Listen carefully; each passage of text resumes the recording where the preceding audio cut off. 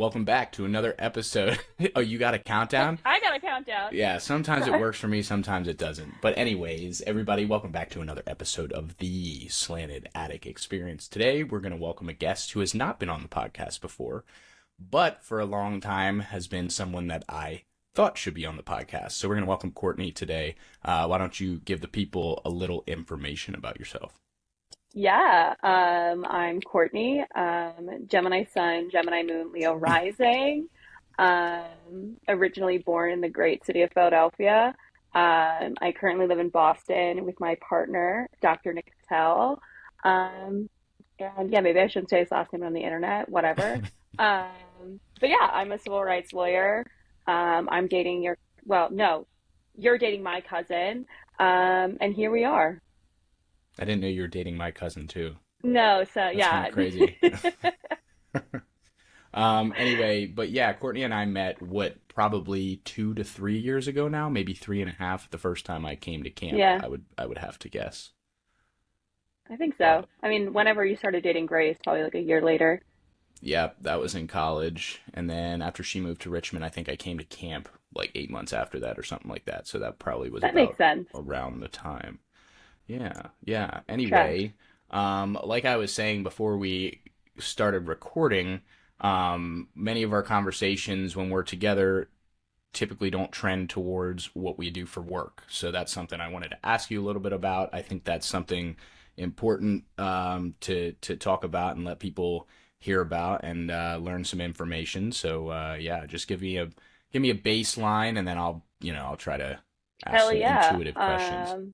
Yeah, I'll preface like all good attorneys with this is not legal advice. All opinions are my own. I speak only on behalf of myself. And yeah, I'm no one's attorney. So slay. I have to say, I'm so terrified of like Sure. saying something and someone's like, well, that's legal advice. And then I get sued and I lose my license. So just, being a lawyer. So no, I am a civil rights lawyer. What does that mean? I work for a nonprofit that kind of focuses specifically on LGBTQ civil rights. So I my job is kind of funky. I do my position is mostly research focused and kind of like very long-term strategy planning and thinking and kind of preparing for like, X number of years down the line, we think there's going to be this legal attack on this facet of LGBTQ rights. So we're going to start doing preparation now, reading lots of books about the Constitution, etc. But I also do like just more like normal law things, litigation. So I guess the best way to kind of describe a lot of my work is like it's all constitutionally focused. So U.S. Constitution, federal, um, heavy focus on the 14th Amendment, which is not important to most people, but is important to all of us. So yeah, I read a lot. I sit in my tiny office and I read, and then maybe I write, and then I read again, and then I talk about what I read. So Love it's that. a good Love thing I'm that. literate. That's what my job is. Yeah, I have no very tangible true. skills but being really literate. Yeah, I can something read. something you said that piqued my interest, I guess I could say, was the fact that you do long-term strategy Hmm. planning.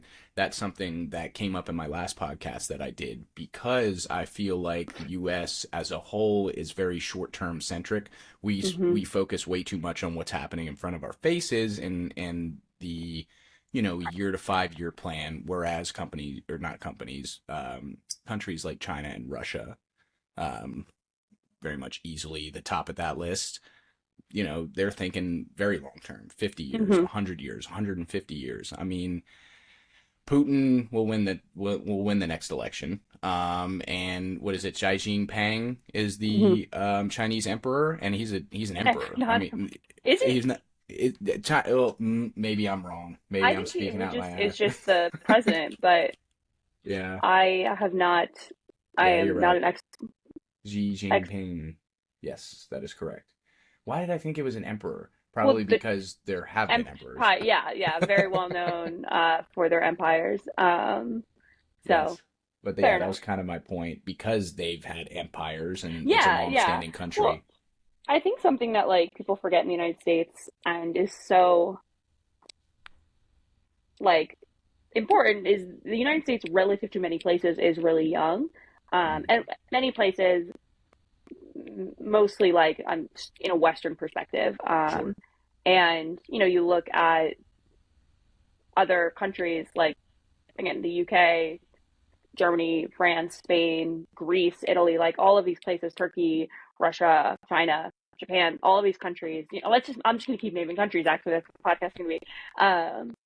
Have millennia length histories, well as the United States of America, specify obviously it's different from pre colonization America, um, has our history's 250 years old, Right. max.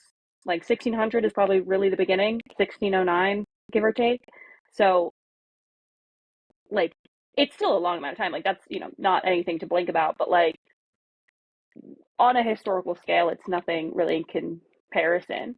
And I also think, like, our political cycle is so specific to a 4 year cycle. Like we have our presidential cycles, and that's kind of what everything gets blocked on. And we, as a country and like as a democracy, if you want to call it that, whether or not it counts as that at this point, who's to say? But like, and I fall victim to this as well, where it's like an election happens, and we're kind of like, oh, we did it, we did it, great job, guys, see you in Right. 4 years, and then kind of like don't think about it for 4 years, or at least until like 3 years, 3.5 years, and then we're like, oh, it's that time again, and it's very much in these 4 year segments.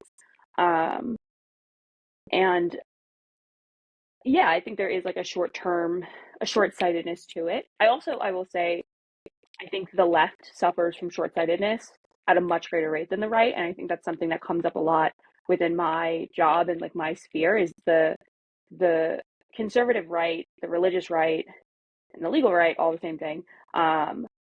Has been really successful at doing a long-term thinking. And, in the 70s, you had the conservative right creating legal organizations and creating plans and laying the foundation so that, 20 years from then, 30 years from then, they had justices and judges and lawyers who all believed the same thing or some variation of it that they could kind of tap to then get filtered into different parts of our judicial system. And we're now seeing the ramifications of that. We're seeing Yep. that when you have, Justice Amy Corey Barrett, she's considered Anton Scalia's prodigy. Like it's like her nickname. And that is planning. Like that's a product of strategic planning. And I think something that the left has struggled with is having an equivalent of that. So in law schools, there's this thing called FedSoc, the Federalist Society.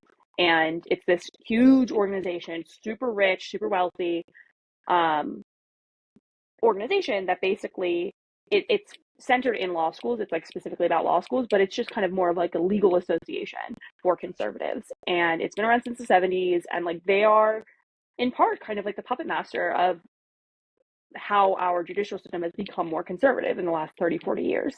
And, you have people who are 22, 23, fresh in law school, join FedSoc, and they kind of get like brought in and you get there's mentorships built into it, there's assistance for grades, like there were like it was like a thing in at Harvard where it's like, oh, FedSoc has like really good outlines that they only share to their members so that the members get good grades so that they're going to get good GPAs so that then they can go clerk for the Supreme Court so that then they can be on the Supreme Court in 40 years. Like there's this really long-term planning with it that's like super insidious and kind of like freaky.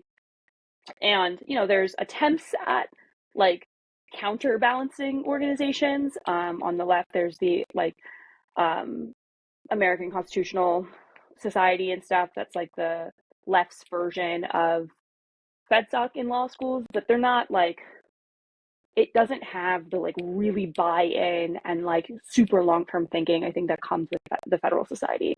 And they've been successful. Like I hate to say like game recognized game, but like I hate them, but they did a good job, and that's really annoying. And now my job is hard. So, Yeah, yeah. I mean, I can't even um, imagine. I feel like that has happened with a lot of things that we're starting mhm, to see the ramifications and the repercussions of like nowadays. I mean, things all the way back to the creation of the Federal Reserve. mhm, We're seeing massive implications of that right now. Interest rates are through the roof. Shit skyrocketing. I mean, gas is expensive even here in Virginia, which is crazy. I think my first year or freshman year of college, it was like a dollar 93 or something That's crazy like that. And crazy. I mean, it's $3.70 right now, which Yeah, it's is like $4 absurd in Boston, but Boston's just expensive in in general. 4.5, 5 years. So I Yeah. guess my question to you is, how do we rectify that? What can we start to do to even the playing field? I get that it's not all about, one party versus another party, but there needs to be equal say for, I think, social, political, monetary issues. You know what I mean? Like, Yeah, yeah. I mean, I so, think something that I think the United States does a really good job at like bread and circuses almost in that keeping the lower classes poor and tired and uneducated. And that means that they don't have the resources to politically push back. It's why labor unions are so awesome and why our government hates them. It's why yes, college became so expensive. Um, like all of these systems are in place to subjugate the masses, which seems like crazy and stuff to say, but like it's true. crazy. Yeah, maybe not crazy is the right word, but like almost like it is a truism in and of itself. But Mm-hmm. I think something that's been really fascinating and good that I've kind of felt in the last maybe year or so, or maybe even 2 years, is this kind of like social communal awakening almost. And I think social media plays a huge part in that, for better and for worse, in allowing people to experience education and receive information in a way that is very accessible, Yep. and less regulated, and less gate kept. So I don't know. I think like to kind of bring back to something we were talking about like before we started like recording, this idea of just like community in general and how like the more the world crumbles, the more we should look to our neighbors and like Yeah. community is how I think we get over that hump and like we build Yes. and create like a foundation. Yes. Yes. We're And talking about history. What yeah, did we evolve from? What do chimpanzees do? They naturally form tribes. There's a hierarchy among them, but naturally it's all one ecosystem, right? And that's how we have to be with our fellow people. yeah, You can't hate on somebody for having a differing opinion than you. And I think that's the largest issue in today's society is people are getting fed all this information from social media. They don't know what to think. They don't have time or resources to actually do any research, figure out if this is valid information, right? They have to choose to accept what they're being shown yeah, is fact. yeah, And that just subjugates everyone to like a one-sided conversation. I mean, yeah. it's so hard for people to talk about political context in today's society, even at work, even when I'm at the bar. It's just Mhm. it's so weird that something that affects every single person that lives here, what is it, like 300 million people, Yeah, I think whatever it about is, 350, 350. yeah, that everybody feels and affects, and we can't talk about it as a Yeah, and common even topic. like moving away from just like politics, but just like knowing who your neighbors are is Yeah. something that just doesn't exist in the same way. And Yes. I'm very fortunate. Like I live in Somerville, which is kind of like a neighborhood right outside of Boston, and I'm fortunate to know people who are like really focused on community building. And so we have a Hmm. WhatsApp group for our neighborhood, Nice. and like it's very communal. Like someone's posted it like 2 minutes ago asking if anyone had any super glue that he could just like borrow. And we've used it to like have someone come watch our cat. And we're building actually we now have a community garden in someone's backyard that we're all like you can like sign up to, so like I Nice. take shifts in the community garden and like we all pay into that. And like it's something that I've haven't really experienced before because we don't as Americans are so individually focused. Like I think that's such a facet of our political identity and political religion, and don't have I think this like notion of communal living in the same way that like other places do or did. I don't think it's necessarily like Yeah. doesn't it hasn't existed before. Like I don't think it's anything revolutionary, but it is revolutionary in that like it's a way in which people can like have a kind of an awakening in a collective consciousness. And I think that's kind of is that's what how you get things better. That's how you make things better. Um, and No, yeah, 100%. 100%.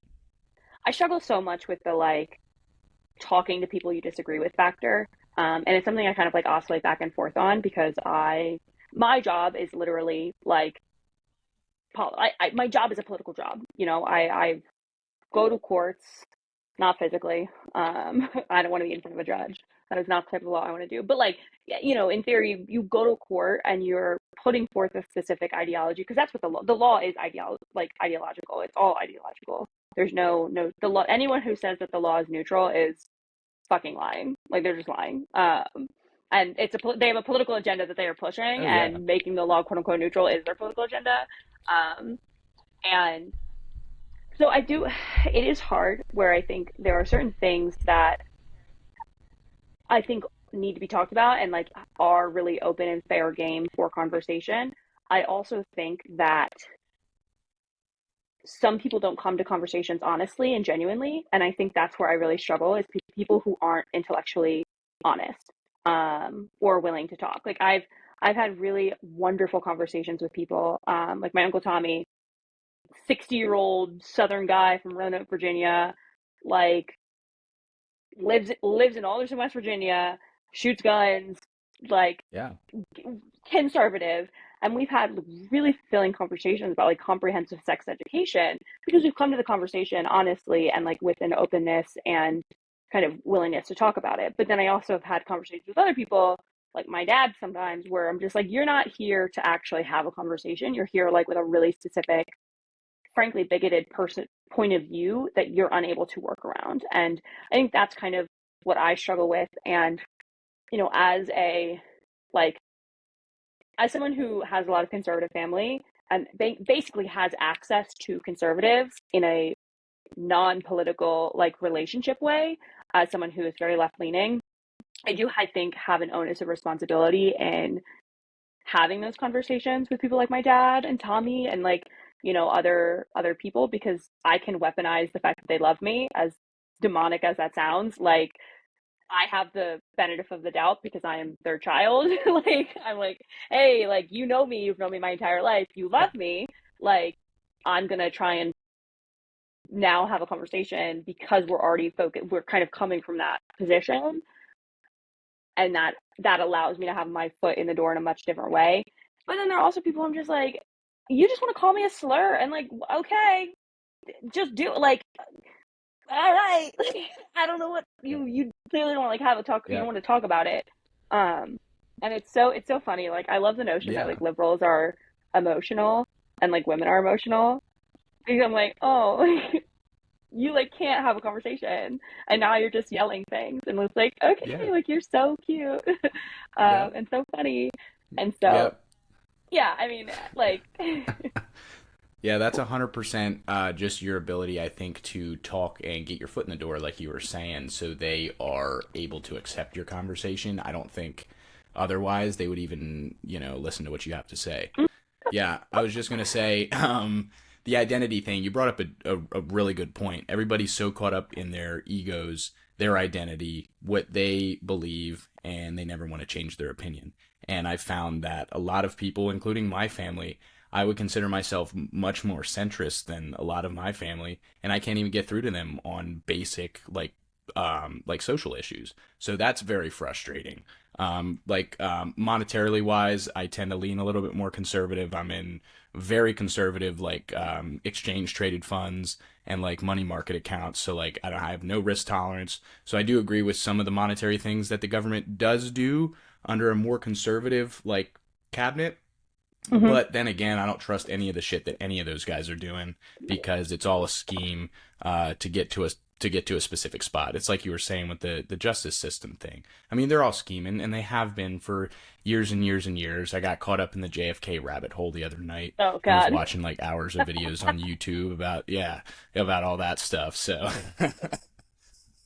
yeah, you can only imagine where that went. Yeah. Oh God, I love it. And it's so hard, because I do like, I kind of lost my train of thought there, but yeah, I think so many people are unable to admit they're wrong, and also like are Yes. really cognizant of what they don't, or not even cognizant of what they don't know, but like really want to be perceived as knowledgeable, And I think that's something that like, and are expected to be perceived as knowledgeable. I think that's something that like, because of social media, something that is bad, so to speak, is this idea that like you have to know everything about everything. And you have to have an opinion about everything. And like we as a society like don't really tolerate someone being like, I actually have no idea. And like I have my value systems in place. So like I can like make a somewhat, educated guess on where I stand on an issue based on that. But like I actually have no idea. I don't know anything about the Federal Reserve. I'm so illiterate about money. And like I know that. And so like I have like my overarching values when it comes to things, but like I don't have like super strong opinions about some things because I don't have any knowledge about it. And I hate when people are like, "Well, just Google it." Shut the fuck up. Have you considered Googling how to shut the fuck up? So I'll start there. But also like it's such a condescending remark, and like but it assumes that everyone has the time and the resources to have knowledge about something. And that is something that I'm really cognizant of. I'm very privileged in my education. I have 2 Ivy League degrees. Like I'm really, really, really lucky. And that there's a lot of privilege in that, and that I have had the opportunity to spend almost 8 years of my life learning, and gaining knowledge. And so for me to stand in my shoes on my soapbox and be like, well, you don't have any knowledge about that, and you're so fucking stupid, and like you're like bad because you don't have this knowledge. Like, like I don't know, it sits so poorly with me. And but and again, I think there are certain things that can like everyone has their value systems, and I don't think you have to have like detailed knowledge to have your value systems. Like for me, like I'm gonna be coming from like a place of equity and a place that is like justice forward. And that's like a huge part of who I am and like the way that I move through the world. And so that trickles down into like everything that I believe. But like there's still, I don't have to have every piece of knowledge and have like a really formed opinion, but we expect everyone to, because technically you could Google it and you could find that information if you spent time to, but who has time to? Like we're all working to survive. Gas is $4 fucking. It costs $7 to get eggs. Like, let me go jump into fucking traffic. Like, come on, man.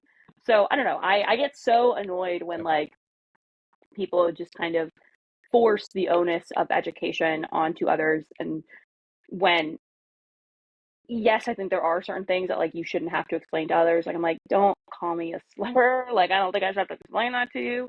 But also like if you come to me honestly and openly and are like, I actually don't know much about trans people and I don't quite get it.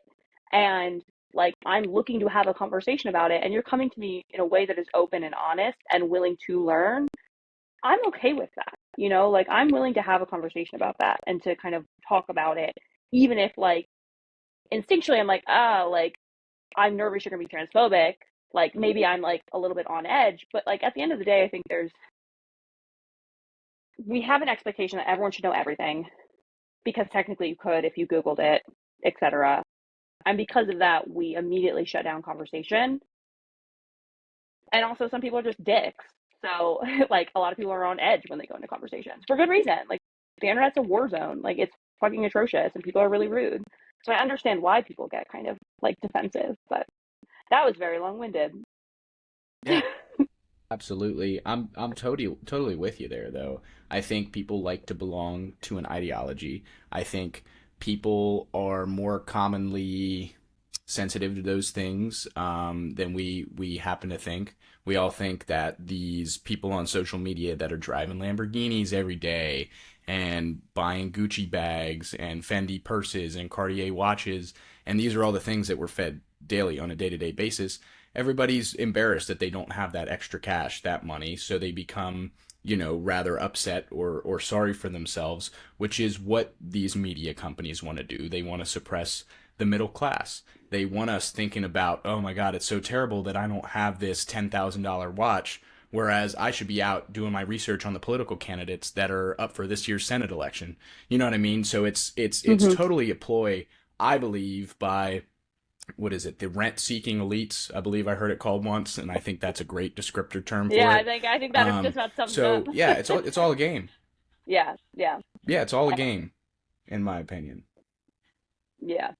And I don't know how to play the rules very well. So even Yeah. having been in the system for a couple years, so to speak. Yeah, it's wild. It's wild how they control the narratives too, I think. Hmm. All the mainstream stuff you're seeing is one company or another. I mean, the shit you get in a supermarket is 10 brands, All just 10 the 10 same parent brands, yeah. companies. No, I saw this TikTok. It's this guy who basically goes into supermarkets and like looks at a thing, like we'll say chips, and then looking at the chip, like takes a picture of it, goes through and identifies a parent company of each, and it's like two parent companies for every single product, and it's this kind of idea of this illusion of choice that we have. It's so also distinctly American. That is not actually choice. I mean, the current presidential election, I think, is a perfect example of this. We have an illusion of choice, but like what's really the difference here? Like, Right. Yeah. how Yeah. It's different? either How a different dude are that these people? that Yeah, that yeah. They're and not at all. Not yeah, at all in the slightest, I don't think. I mean, in terms of like personality, sure, like they're totally different people. But yeah, down the yeah, road, I think they've both done a crazy amount of wild shit, corrupt yeah. stuff, and neither of them deserve to be in the place that they are now. And they're But what do all we do? I mean, geriatric. Yeah. I'd love to vote for RFK. Yeah, they're all geriatric. I'd love to Dude, vote for RFK, I RFK, will but say is he RFK is really a going to little win the funky. There presidential RF, election? RFK's really weird Less on funky than those vaccines. guys, though. But he's really weird on vaccines. So like just a heads up, That is true. he's and Yeah, that I've is read such a into that a red little flag. bit. I'm sure I know you Yeah, have, but it's such a red flag for other things. Like the wellness to white supremacy pipeline is sure. something that I'm so like it's so interesting, but it makes so much sense. But also, like, if you don't think about it, you don't see it. It's crazy. That's a whole other can of worms. Yeah, Do you see the worm joke I made with RFK sure, there? Do you absolutely. get that? You think Yeah, that's brain I worms? think it's like the only reason I think the only reason they put him up there is because of his family connection in the hope that Oh, his name yeah, would earn him a legitimate yeah. spot. It's reacting I went to stupid. law school with his nephew, um, the last Kennedy grandchild. Didn't know him. Uh, yeah, Interesting. I don't know. Godspeed him, Jack. I hope you're out there doing well. He's like posting weird shit on TikTok, so we mutual friends. I went to like law school with a lot of like famous kids. It was kind of wild. I knew like a Romney. I was like, damn, That is crazy. Slay King. Like, are you Mormon? Like, Wait, who is that? oh fuck, I totally forgot his first name. But the first conversation I ever had with him was about STIs, not his. That would get me sued for defamation. He was not actually part of the conversation. I was having a different conversation with someone else very loudly next to him about chlamydia. Um, so I will Oh my repeat for the God. fans at home. The Romney did not have chlamydia. He was not a part of the chlamydia conversation. Do not sue me for defamation. Um, Oh my God. That's so funny though. That's hilarious. he's like, who the fuck is this? Oops. I took law school so seriously, uh, as I'm sure is obvious. Yeah, but I mean, I feel like you need that kind of attitude about it, right? Like everything can't be an exact science when it comes to the law system, or else you'd go fucking crazy, I think, at least in my Yeah, I opinion. also think like people at Harvard Law School take themselves so goddamn seriously, and it is such a place of ivory towerism, and people have such a like self entitlement. And I mean, this is not just like Harvard, like every I think Ivy League and institution of elite higher learning has this element of self entitlement that comes with it, where it's like we are like gods. And it's like no, you like did well on the LSAT and had like three extracurriculars, like and are good at reading. Like you're not that special. Like you're not actually that smarter than anyone else. You just had the options and like availabilities to you. All that said, there were many people I met who were like actually like geniuses. But there were many men who I was like aren't, myself included. And so there were like a lot of moments where I was like, Yeah, you guys okay. sound insane right now. Like, do you hear? Like, shut the fuck stop jerking off to each other in the middle of this classroom right now. I'm actually begging you to get your heads out of your asses. Like, should I send you supplies? I can see your heads in your mouths. You're so far up each other's asses. Um, so I was almost like Yeah, that's so funny. counterfactually irreverent. Like, was like, I'm just gonna be such a cunt, and so unserious, to kind of like balance out this a little bit. And you know what? I had a blast. I had so much Yeah. fun. I made some people not happy. I liked to dig holes and keep digging them and just have no nuance. And I had so much fun. So you too, listeners at home, can have fun in law school if you take it not at all seriously. Yeah, and I think there's a lot of legitimacy to that. I think with everything in life, if you're not enjoying what you're doing, find something else to do that you do enjoy, at least to the capacity that you can. I know there's a lot of people out there that don't have that privilege to go to Mm-hmm. college and choose what they want to do.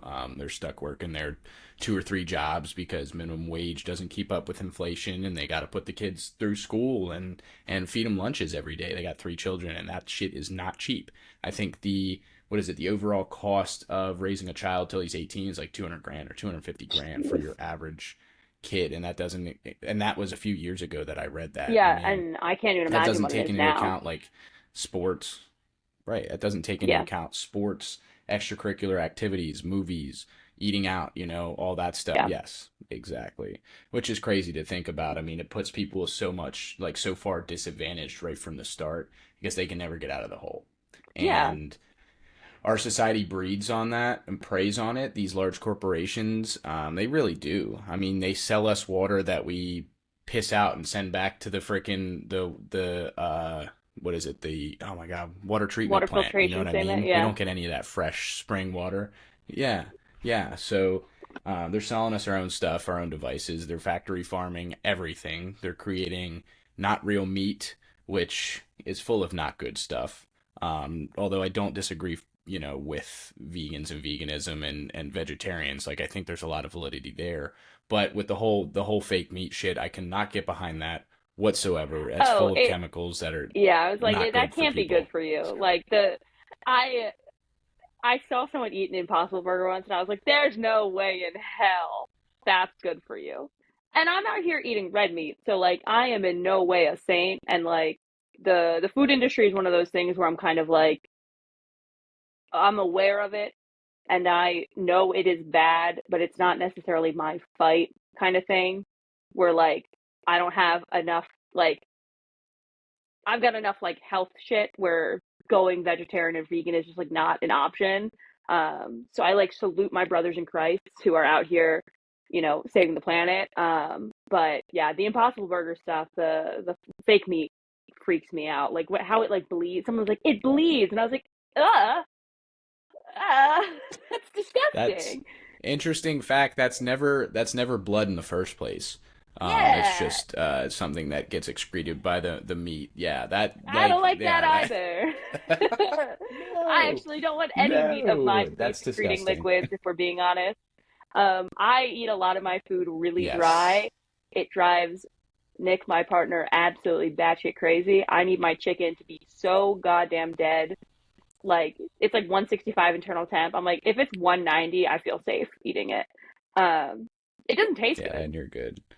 but Yeah. I feel safe eating it. Yeah. I am I am weird. I have to have sauce with everything. Whether it Hmm. be hot sauce, ranch, Caesar salad dressing, fucking cookout sauce, Chick-fil-A sauce. I mean, you name it, barbecue, whatever. I can't have dry meat. So we're totally That's fair. opposite when it comes to That's that, which is so fair. hilarious. Look, I'm like full of bad opinions, but I know my opinions are bad, and so for that I will stand by them on business. And like my food idiosyncrasies are weird. Like I have OCD and it comes out around food. And like if I saw a runny egg, I'm jumping into Yep, me traffic. too. Like gun to my head, eat this like sunny side up egg. Pull the trigger. I'm not fucking doing it. I'm not doing it. You want me to put that runny white stuff in my mouth? Be so fucking for real right now. And same with like even steak. Like I need my steak like medium. I need my steak well done. And I know, no, look at your face. Well You're done. so right. It's the wrong decision. It's not a good decision. And so I don't order steak when I go out to restaurants because I will be ostracized, as I should. As I should. Let's get one thing straight. I know it's the bad opinion. When I visited Paige, my older sister, and I visited Kevin, younger brother, down in El Paso this past summer where he lives. We went to this like really famous, it's like El Paso, Texas, all about beef, steak, etc. We go to a steakhouse, a really famous steakhouse, and I ordered a well done burger because I wasn't going to sit there in their temple of beef, look my waiter in the eye, and order a well done steak. I wasn't going to do that. I have respect. I respect people. And it was a bad burger. It was. I did not enjoy it. It it wasn't it wasn't good. But it wasn't red. It wasn't pink inside. And if it was pink inside, I would have had a meltdown. So could have been worse. I didn't ruin dinner. My siblings were unhappy. They're like, "You're an embarrassment." I know. So yeah, no. I Yeah. I had bad That's so food funny taste. to me. Grace gets on me about some of that stuff. Yeah. But she's gotten me to eat a lot of different things, which is extremely surprising to There, me because yeah, I've always had a very, very bland, like, taste palette. fair. Mine isn't necessarily even bland. It's more just that there are just like certain things that I'm just like feel unsafe. And like runny eggs, like meat in general kind of gives me the like freaks me out a little bit. And like those two The I'm just kind heebie of like, jeebies. yeah, I'm just like it's a little icky. It's a little gross. I was with a friend's family down in Virginia Beach when I was like 12 and they served pork chops that were like not cooked a lot, and it was my Mount Everest. Um, because I was also in a you eat Oh, everything put that's in front of you terrible. family, and I get it. I'm braver than the Yeah, me Marines, too. and it and I did it. I ate my bite of that undercooked pork chop, and I wanted to die. It was so bad, Yeah. Pork and it's chop traumatized me is since. kind of gross, regardless. I It's didn't want it's to eat not a it. good meat. Pork is not my favorite, unless it's That's fair. sometimes pulled pork can be okay. Pork chops are fucking nasty to me. Yeah, I do not fuck with pork chops. and I respect you for that. I respect you. I can't think about pork because I know how smart they are. Like pigs are so smart. They're smart as dogs. And I'm like, I can't think about that. Can't think about that. And then I think about cows, and cows are so sweet. And then I just get really upset. Chickens, oh, fuck chickens. I'll see you guys in hell. I'm gonna eat you. Um, Rot in piss, chickens. Why are you hating on chicken so much? They're fucking freaks. I don't feel bad for them. I'll eat the poultry. I'll eat them. Turkeys. So, fun fact about Cambridge and Somerville, where I live, there are wild turkeys everywhere, just bopping around. So you're like in the middle of Harvard Square, like in an intersection, and there's like three massive turkeys. They're just like a part of the ecosystem. And I've been like biking to class before and almost got hit by a turkey that's like walked into the street. Um, yeah, I'm okay with eating them. I will eat them. I feel no remorse. You little rat bastards. You're so annoying. Oh, hell yeah. That's so funny. They're Yeah, crazy. They're there we everywhere go. too. And it's just like it's out of nowhere. I was like walking into a friend's apartment once, and they were sitting outside her door, and I was like, I can't come in. Like I'm not battling the turkeys to get into your home. I will see you tomorrow. They're massive too. They're fucking huge because they're eating well. Cambridge, Massachusetts. A lot of I Yeah, don't know yeah. grass. Yeah, it's also interesting where we get the chickens from that we consume. Like a lot of them are grain fed, which leads to a lot of cancers and tumors and issues within the chickens themselves. And of course, they pump them full of like steroids and antibiotics Yeah, to yeah, fatten yeah. them They up look like an ass, and like The just Rock murk if them he out was of a those little chicken. tiny cages. Yeah, Yes, we exactly. And started. they just fuck them up their entire lives. I guess maybe I do feel bad for chickens when you put it like that. When you do say that, now I do feel a little bit bad about the chicken. I'm still gonna eat them, but I do feel bad. We have recently been getting like the cage-free organic. Now that I have an income, I'm out here flaunting my wealth at Whole Foods, um, and so I do Yes. am doing my part. You guys are So welcome. I am saving the planet that way. So a little interesting tidbit about free range. Organic is great. You want anything organic because the pesticides are not there. They do not spray harmful chemicals into your shit that your chickens are eating or your plants are using as a source of water. Free range chickens are very interesting, or cage free, because it goes, the caged, which is like 60 square inches or 72 square inches, and then you got cage free, which is like 1 square foot. So they get set on a little like concrete pad and they get to roam around. Um, I think, what is it? Free range is Mm-hmm. up to 15 square feet outside. And then I forget what the last one is. Pasture raised. They get to roam a pasture. And typically those are the best because they get the most Okay. vitamins and nutrients out of bugs and native grasses in the area. So they're eating a lot healthier than the grain fed diets of those other chickens that are basically getting pumped full of chemicals and steroids until they die and become plump turkeys for us in Walmart in the value bin. Fair enough. It sounds like I should just not eat any of it. I guess I'll just go die, actually. It seems like it's the easiest option here. I'll see myself out for these Go back fucking to chickens. foraging berries. Yeah, yeah. I would die so quick. I would die so quick. I am 28 almost years old and I could not identify poison ivy if you had a gun to my head. And I was a Girl Scout for 13 years. No, leaves of three, leaves of be. What the fuck does that mean? What does that? Every leaf has Yeah, three it's leaves. it's yes, it's so hard to identify actually out in the wild if you don't know exactly what you're looking for because a lot of native plants will mimic it, to keep people away from trampling on it or not predators, but herbivores Yeah, from yeah. eating it, which is kind of crazy. It's a genius tactic. That It's just shows how brilliant. wild like evolution is and life is. Yeah. Yeah. We're so stupid as humans. That's crazy. And we have big brains. We have huge I fucking know. brains Oh God, I comparative to know. other mammals. It's so silly. And you know what I use it for? To read smut. That's what I'm using my brain for. Out here, live, laugh, loving, eating my steroid packed chickens and the turkeys that I got from the street of Cambridge, reading fan fiction, using my brain, using my big ass Yeah, brain, there we go. living There the we dream. go. Yeah, that's something else I kind of wanted to bring up on this podcast. Harry Potter is a huge like passion of mine. I must have read the books fucking 20 to 30 times as a child to adult. I think the last time I read them through was 2 years ago.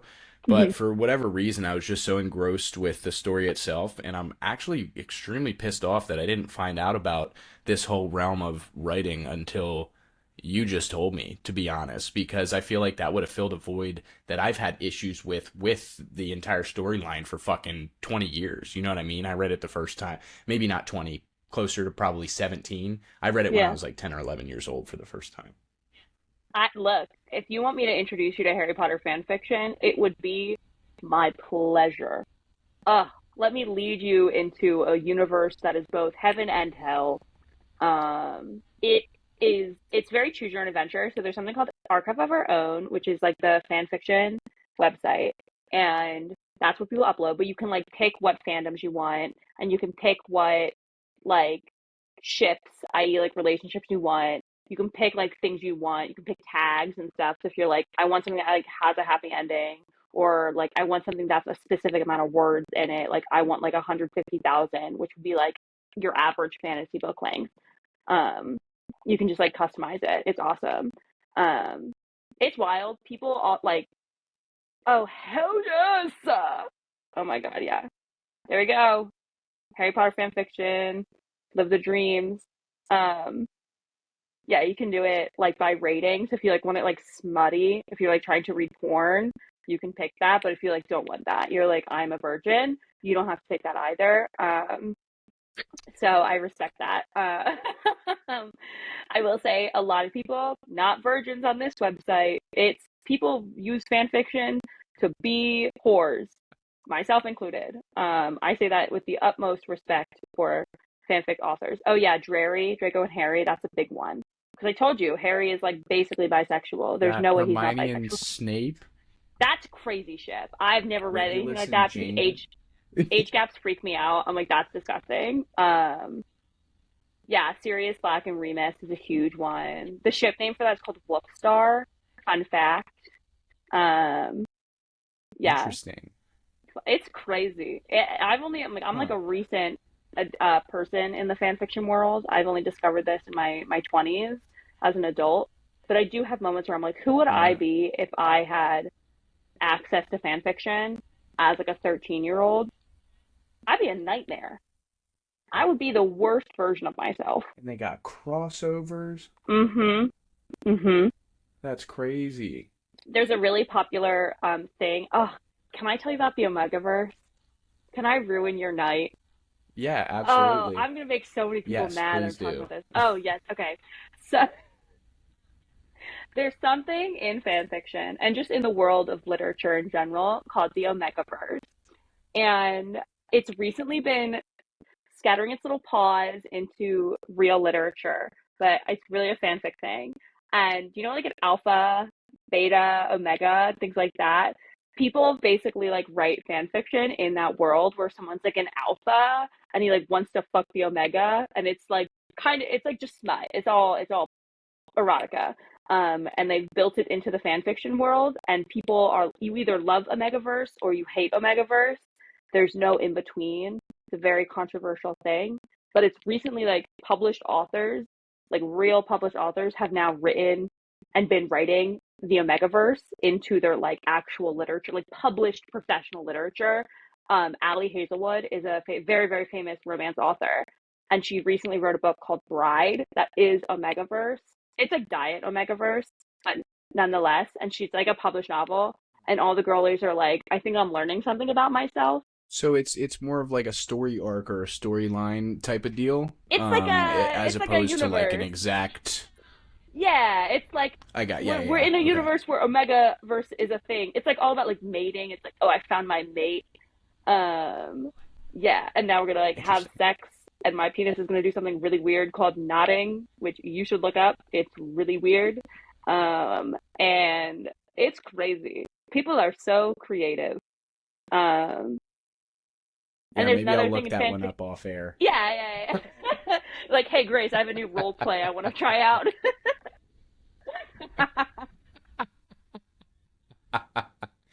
Oh my God. It's Oh, fanfiction's that's sick, so man. funny. It's deranged and sick.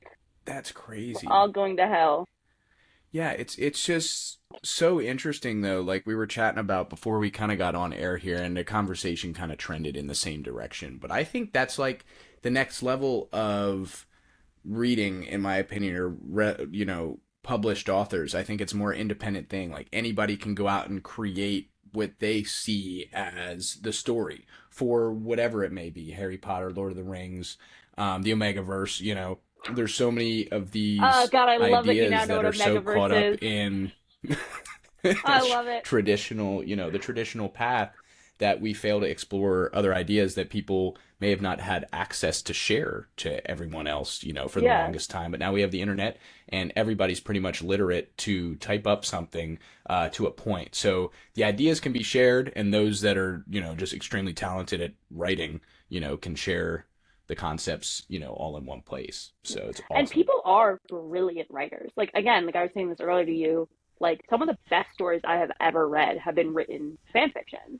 And like people have just done this for fun on their free time, and they're incredibly well written. And like I read a lot. Like reading is like my truest love, biggest hobby. I do it for my job. Like I do it for fun. I read a lot. And still some of the greatest stories I have ever read have been fan fictions. And that's so cool that someone has produced this piece of art totally for free, like devoid of any capital motivation. They legally cannot make any money of it, and still they have poured hours and hours and hours of their time and research and just thoughts and creativity into this product that then gets put out into the world for free for anyone to engage with. Like that's so, I don't know, it's beautiful. Omegaverse is beautiful. You've heard it here first. It really is, and we don't celebrate it enough. We don't give people Yeah. kudos for doing things that they truly have passions about. America, or the United States of America, I should say, and capitalism does not reward those who do what they like to do. It rewards those Yeah. in lucrative paths, and that's what Yeah. fucking sucks. Yes. And like this notion of like side hustles, and it's like, oh, you have free time, like you should be like doing a side hustle and like producing money and just like et cetera, et cetera. And it's like it's so hard to not get sucked up in that where it's like even with myself, like I find myself getting competitive with my own self when I'm doing hobbies. And even that is like feels like just a byproduct of the general vibe of just like capitalism in general, where it's like it's competitiveness for the sake of being competitive, and that's the world we live in. And so it just filters down into everything where it's like I read for fun. And even then in the back of my head, it's like, what if you monetize this? What if you made like a TikTok account about books? What if you made like a YouTube blah blah blah? Like you could totally do it. It's like sure I could, but like, do I want to? Do I want to take this thing that is like my purest joy and turn it into profit? Yeah. Not really. Like, not particularly. I really like having it be for me, and like, but then also eggs are expensive and gas is expensive, and I want to make sure I'm not buying the cage eggs anymore, apparently. So, and the really steroid one. So, Yeah. Yeah, it's crazy how that works though, because like how many of those areas can we actually be morally or ethically sound? Very few, if any, yeah, right? Like if I'm none. buying clothes, I probably have an article of clothing on that was a product of slave or child labor, right? You know, Absolutely. it's so Yeah. hard to separate ourselves from those things that are totally absurd. Yeah. And, you know, today we are more socially conscious of those things going on so we can make reactive decisions to what we're consuming and buying, but still, it's the job of the marketers and those large companies to skip it past us or slide it past us without us even knowing. And then they're outsourcing everything anyway. My buddy that was on one of the previous podcasts is like, dude, you should just get on Fiverr and outsource it to some dude in India that's making fucking $2,000 a year for, you know, a major US corporation. He's like, that $10 would go way farther for him to be editing 2 hours than working fucking 40 hours a week for $100, you know? So it's just so vastly different, and it just blows my mind sometimes the total different structures of society. The whole caste system in India is wild. Like I don't really want to get into that right now, but that's kind of what we're Yeah. I don't experiencing know. today. Maybe Yeah. that's a discussion for another time. And then I just read 1984 too, so Oh God. So you're I'm really on in this. about The that shit tinfoil hat is recently. on. Not that it ever really came off, Yes, but you could say that. fair. Yeah, No, that's totally I true too. I totally believe that a lot of these things we talk about are important to be talked about. And it's not necessarily politics or social issues and stuff like that. It's just it boils down to we need to realize what's going on. And I think we need to become knowledgeable about our options and how can we consciously move forward. It's going to be hard to do that unless everybody collectively is on a similar page, and you know the global elites are doing everything they can to throw that off, in my yeah. opinion. Yeah. Not And I advice mean, from a this lawyer. goes this kind of goes to I think what we were talking about at the beginning of like there's simultaneously this deep need for people to know things and to like make educated decisions and to like have the onus is on the individual to make the right decision when like me recycling I'm gonna Yeah, do it, like I'm not going to do it, but like does it do anything? Like I actually don't know a lot about this, like so this is my question into the ether. I'm sure it does it does something, but not. like but exactly. And so it's like It I'm does not. okay, I'm gonna go pay my $7 for my pasture raised free range organic eggs.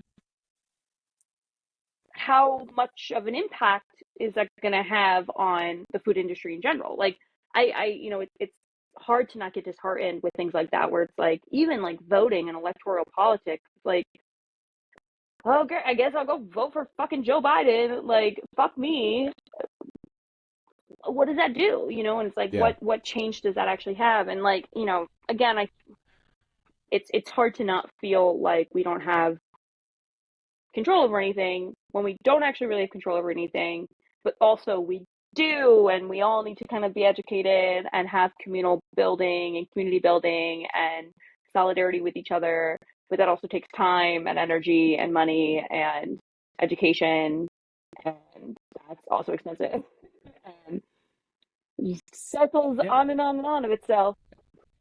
Yep, everything's expensive, and it's all a distraction from what it takes for us to be better at collectively as people. I think as a whole in the entire world. I think governments everywhere are conniving and conspiratorially thinking of ways to diminish the voter base, diminish people speaking out about the government. I mean, in China, it's, they can't even say anything or else they'll get capped. I mean, let's be honest here. But, the U.S. is doing it in a different way, but it's still happening all the same. And it's a problem. And they want us to collectively be thinking about all these intangible issues, I guess you could say, for the people on audio only. I'm doing air quotes, because they are things that directly relate to our everyday life. So it's hard to say that they're intangible, but yeah, it's all a distraction in my opinion. I think they are making it so it's so hard to filter out the noise, and that really, subjugates us to, I think, far further opinions on either side of the spectrum are Hmm. getting their voices kind of amplified, and that, for me, I want, I think, what a lot of other people want, but they're afraid to say anything, and they don't know if they know enough about a particular subject because, your traditional conservative comes on extremely strong, has very set ideologies, and it might be weird or uncomfortable for me to speak out against that because they just have such a strong basis of their opinion, right? They're not willing to Hmm. accept other sides or other details, kind of like what you were talking about earlier. So, right away that throws you off from even wanting to talk about this type of thing in a general conversation. I don't go out, I don't know about you, but I don't go out to a bar and look for things to get in arguments with people about, right? I want to have fun conversation. I'm just trying to hang out and enjoy myself, have a Hmm. Miller Lite or two.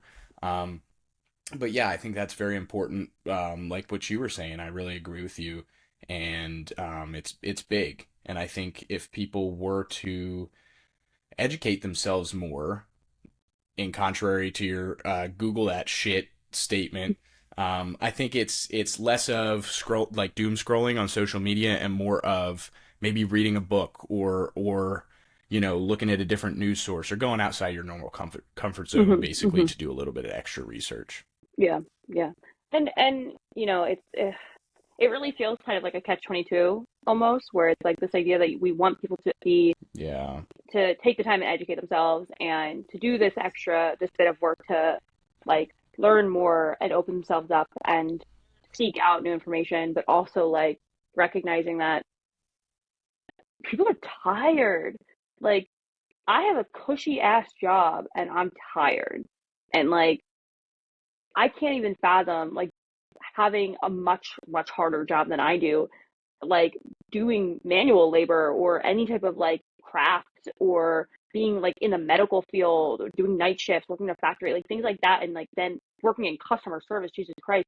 And then on top of that, like having to kind of like it really Oh, goes to your point about distractions where it's like when you're tired, you can't, you're subdued, and like you can't have the ability to take on the extra step of learning.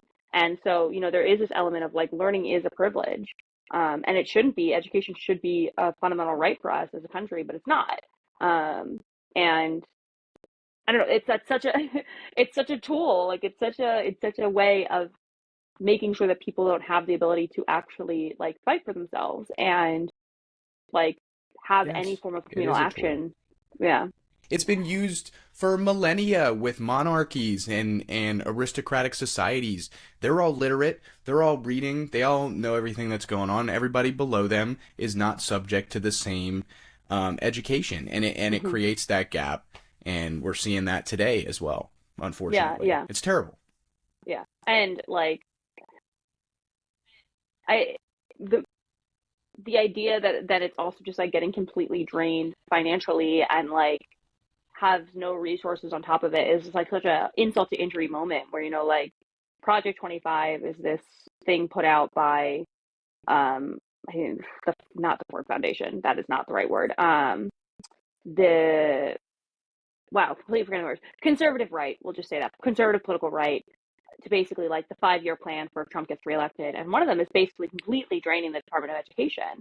And that's convenient, like the more resources you take away, the dumber people become and the less, you know, power that we have to kind of create a voice for ourselves. And again, like I see this as someone who's very, very lucky. Like I'm very well educated, and my job is literally having a voice, quite literally being a lawyer and being a civil rights lawyer at that.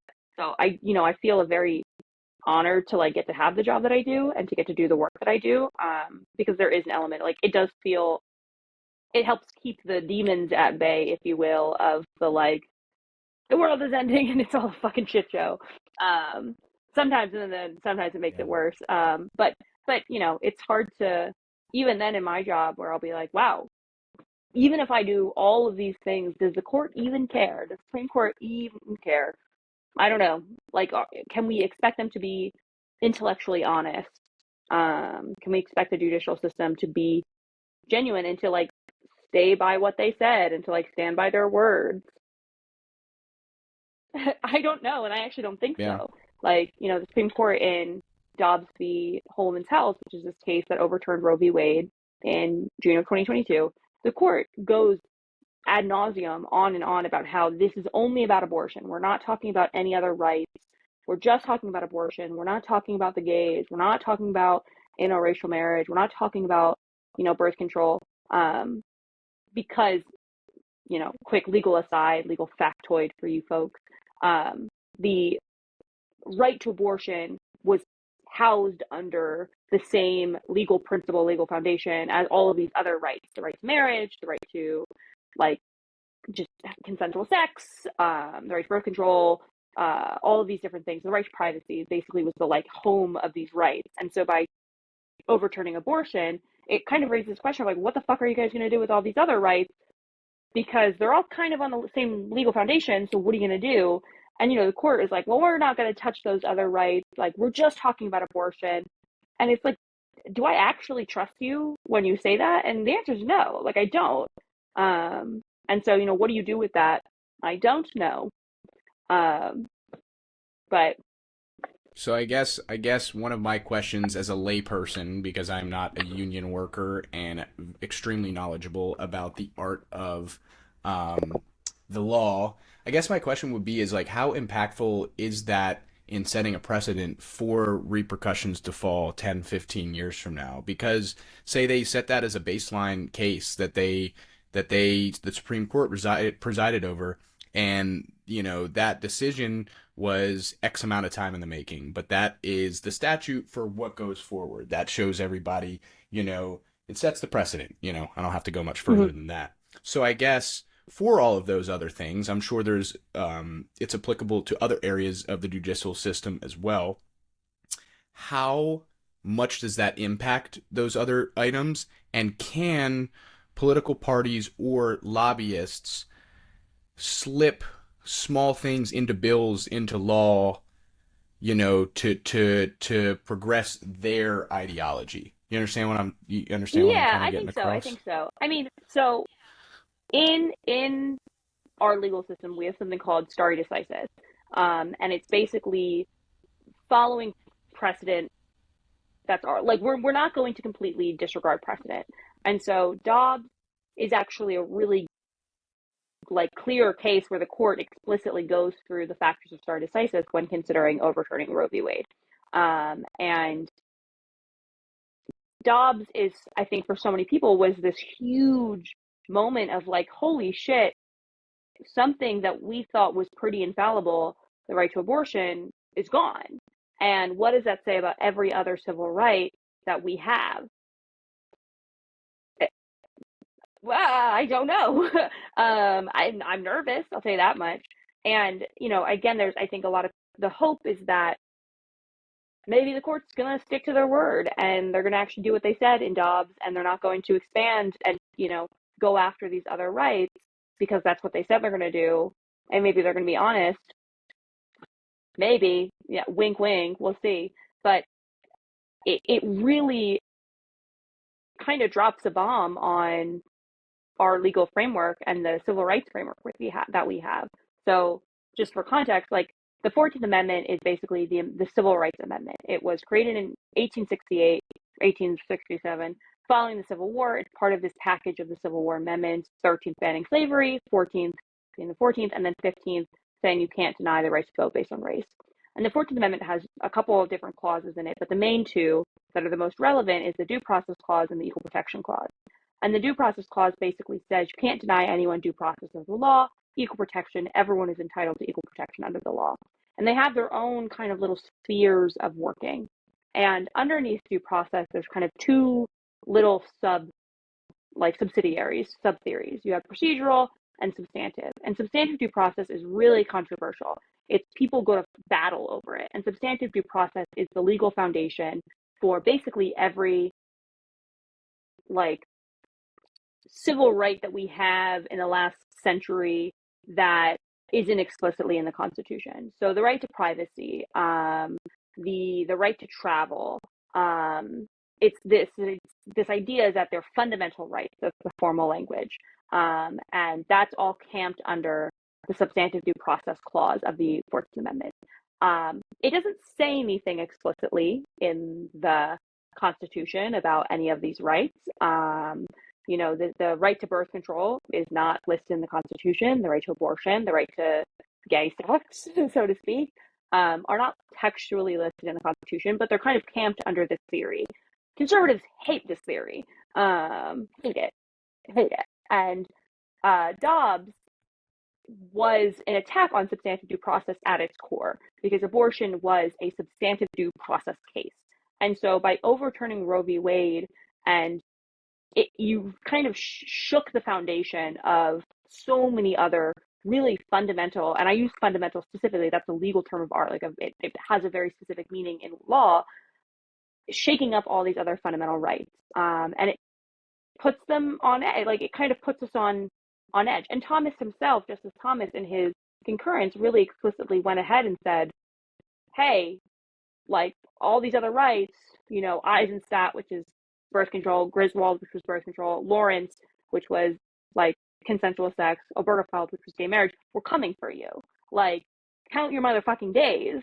And that's scary. What actual tangible impact it's going to have in the next 5 to 10 years? I don't know.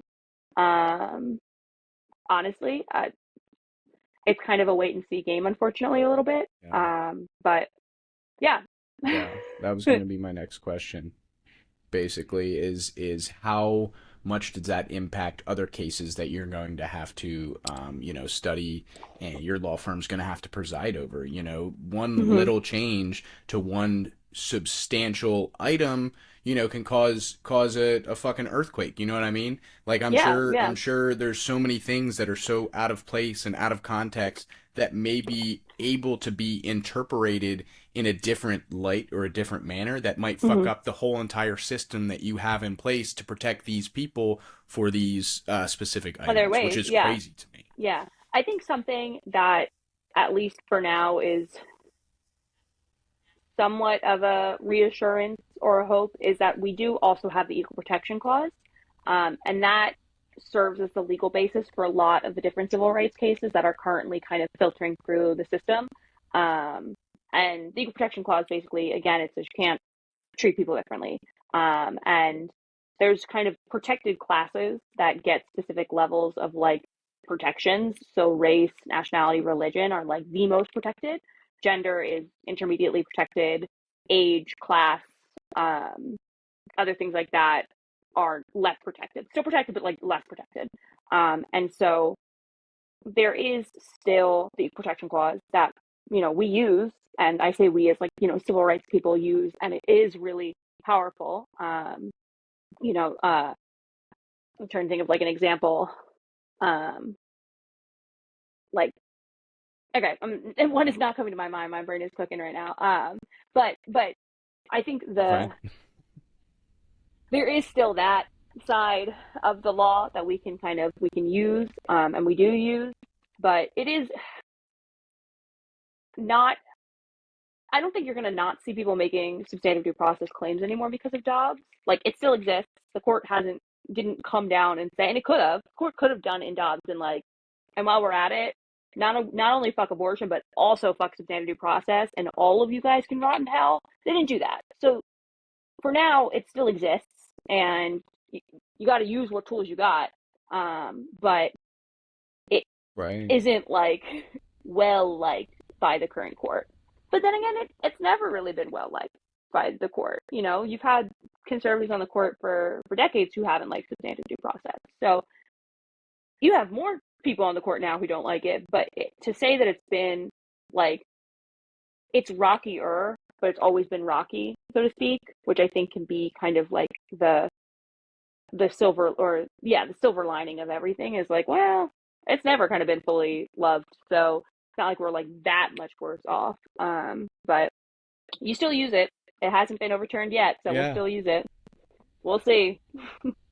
Well, that's good. It seems like something that's rather important to talk about and something that I didn't really know about. Mm-hmm. So that's super great that you are educating the peoples on what it means for to 14th have Amendment, substantial baby. due process. Um, One more question I'm gonna have for you before we get out of here. I usually like to Mm-hmm. keep it around an hour to an hour 15 minutes. Eventually in the future, I would love to sit down in person and do something 2 hours plus. I think that's what Yeah. it takes to really have a genuine conversation. So that's something I would love to do with you. I think this has been a phenomenal episode so far. And my final question, we're going to teeter a little bit. As a lawyer, I'm sure that people can be biased. How much does that impact your job, your life, your day-to-day, items? So it's an interesting question, and it's something I haven't really thought about ever. I mean, biases filter into every aspect of our lives in the way we interact with people, who we hire, who we don't, who gets assigned things. I think I'm very fortunate that I work for an organization and I work in a field that, by the nature of our work, is aware of biases because we do LGBTQ law. You know, like the nature of the work is fighting bigotry and fighting against biases. So I feel very fortunate that like that's a really cognitive, like a really conscious thought that's constantly within my head, and I think my coworkers and my like movement colleagues more broadly's head, of just like the ways in which these are the way we view other people come into play. I mean, for something for me, like I struggle really with biases against religion, like not any specific religion, but just like religion in general. You know, I really struggle with that. And to not kind of immediately have my hackles raised when I'm dealing with something or someone who's, you know, making a claim under religion. Because historically, like it's been really weaponized. Like the First Amendment has been kind of this sword of bigotry in a lot of ways.